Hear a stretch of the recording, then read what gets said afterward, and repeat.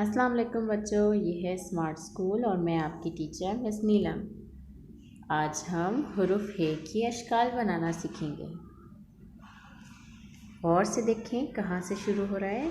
यहाँ से शुरू होके सीधा ला के नीचे कर्व बनाएं। यहाँ से स्टार्ट एंड देन कर्व। इसकी अशकाल बनाना सीखें। फिर यहाँ पर आपने गोलाई में उल्टा दाल बनाना है। यहाँ से शुरू किया और यहाँ पर ख़त्म। गोलाई में उल्टा दाल बनाए। आज का आपका होमवर्क स्मार्ट उर्दू की अमली किताब के सफ़ा नंबर 29 और 30 में है।